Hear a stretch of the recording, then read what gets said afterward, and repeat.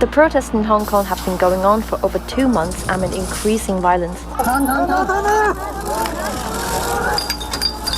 How did we get here? What triggered them? And why are they turning chaotic?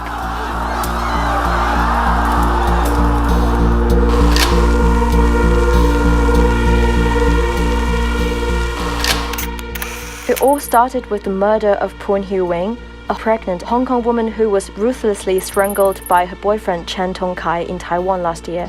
The suspect fled back to Hong Kong after the murder. Chan was sentenced to jail for 29 months after being charged with money laundering. His killing went unpunished because Hong Kong and the island have no extradition agreement. The case showed that Hong Kong had a legal loophole that needed to be fixed.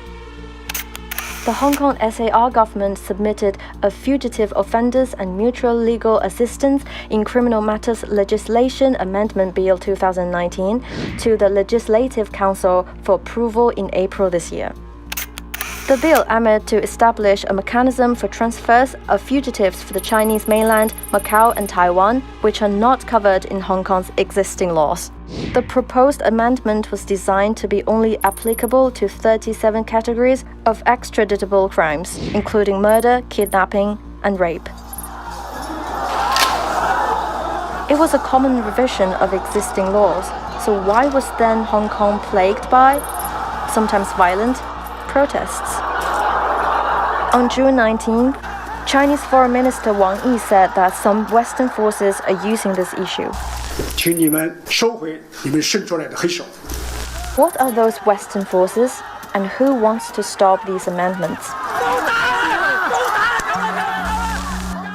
Hong Kong is home to thousands of intelligence officers, earning the nickname the Asian Division of CIA. Agents from the UK and the US operate in Hong Kong without a single worry because the Chinese mainland has no jurisdiction over the city in accordance with the one country, two systems. The Chinese mainland is not able to bring these agents to justice if they commit offenses as long as they are in Hong Kong, even though it's part of China. If the law changed, Hong Kong would no longer be a haven for criminals. You might say this is pure speculation, but let's take a look at this NGO. National Endowment for Democracy. The NED is a self-proclaimed organization for supporting freedom around the world, but the truth couldn't be further from that. In fact, it's a second CIA, according to one of its founders, Alan Weinstein. A lot of what we do today was done covertly 25 years ago by the CIA. The biggest difference is that when such activities are done overtly, the flap potential is close to zero. But what's the connection between the NED and Hong Kong protests?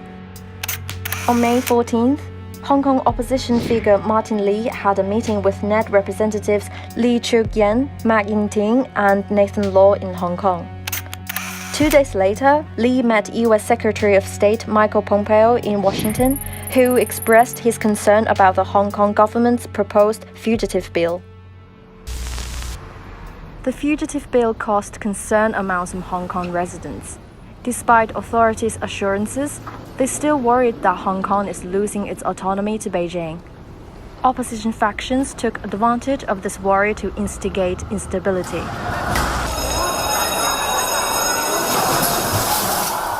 On June 12, a demonstration against the fugitive bill took place near the Legislative Council building in Hong Kong.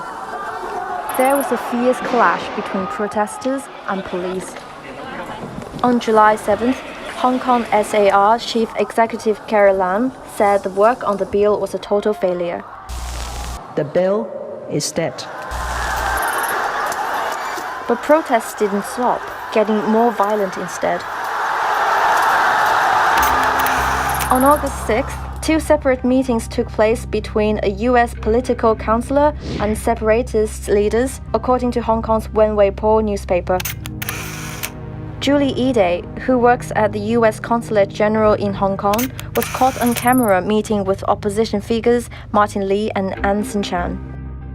Later that day, Ide also met Joshua Wong, one of the leaders of the Occupy Central movement in 2014. But long before those reports, Growing evidence pointed at the US as the hand-sowing discord in Hong Kong after US politicians met with Lee and other Hong Kong opposition leaders, including Jimmy Lai.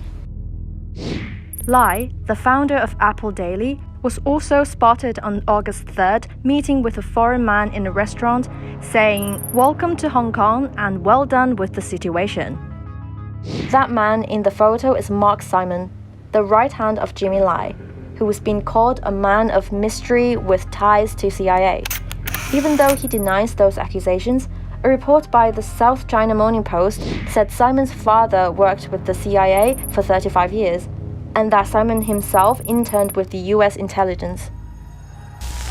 While the agenda of the meetings might not have been publicized, the 2014 Occupy Central movement could provide insight into understanding what's happening in Hong Kong now.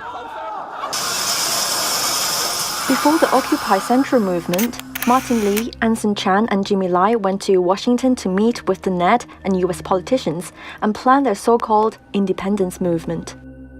The Ned denied meeting with Martin Lee, but Michael Pillsbury, a former advisor to the US Department of Defense, said on Fox News that the Ned was pretty much involved. We also have funded millions of dollars of programs through the National Endowment for Democracy. So in that sense, the Chinese accusation is not totally false. So how exactly is Ned involved? In 2003, the Ned led a massive march in Hong Kong. That's according to the organization, believe it or not. In a newsletter, the organization listed its work in Hong Kong as part of protests cited under the subheadline, Examples of Past and Present Programs. According to the Ned official website, the organization started donating money to Hong Kong since 1995. 3 main groups in Hong Kong have received money from the Ned. They are the American Center for International Labor Solidarity, the Hong Kong Human Rights Monitor, and the National Democratic Institute for International Affairs. A paper of congressional hearings on the oversight of the Ned held in 1986 shows that the Ned was established to distribute US government funds. It claims that the Ned doesn't meddle in the internal politics of other countries but instead assists democratic people abroad. The Ned's investments in Hong Kong reached a new high in 2014. According to Oriental Daily, opposition figure Lee Cheuk-yan, as an agent of Jimmy Lai, asked the NDI for 1.3 million Hong Kong dollars to promote the Occupy Central movement. And Lai has given 9 opposition groups and 14 separatists over 40 million Hong Kong dollars in the past 3 years. Before setting its sights on China, the Ned destroyed the stability of other countries. Stephen Kinzer, a senior fellow in international and public affairs at Brown University, wrote in the Boston Globe that the Ned has sought to influence elections in many countries, including Mongolia. It also has built anti-Russia movements in nearby countries. He noted that the group should more properly be called the National Endowment for Attacking Democracy. So, do you still think that the protests in Hong Kong are pro-democracy?